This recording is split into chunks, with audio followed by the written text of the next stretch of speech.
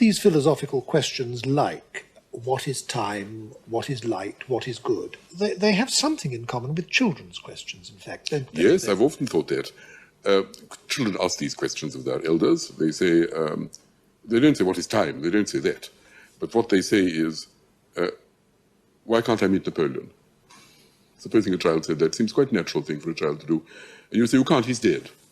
And then you say, well, why does this prevent one? And then if the father is sophisticated, he has to explain that death means his body becomes dissolved in the ground, he can't be resurrected, it happened a long time ago. And then if the child's at all sophisticated, a sophisticated child would say, well, can't all the bits be brought together again? And then the father says, no, they can't. What kind of can't? And then a lesson in physics follows. And the child says, no, I don't really want that. I don't want Napoleon now. I want to go back to see him as he was at the Battle of Austerlitz. That's what I'd like. Well, you can't, says the father. Why not? Because you can't move back in time. Why can't I? Then we have a philosophical problem. What is meant by can't? Is not being able to move back in time the same sort of can't as when you say twice 2 can't be 7?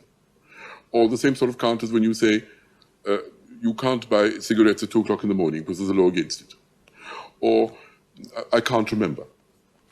Or I can't make myself 9 foot tall by merely wishing it. What sort of can't? What sort of must?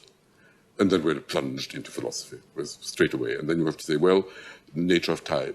And then some people will say, no, there isn't such a thing as time. Time is just a word for before and after, and simultaneously with. To talk about time as if it was a kind of thing is a metaphysical trap. And we're launched. Well, most fathers don't want to answer questions children that way. They just tell them to shut up and not ask silly questions. Go and climb a tree, as it were. But these are the questions which constantly recur, and philosophers are the people who are not terrified of them and are prepared to deal with them. Children, of course, ultimately are conditioned not asking these questions. More's the pity. The children who are not so conditioned turn into philosophers.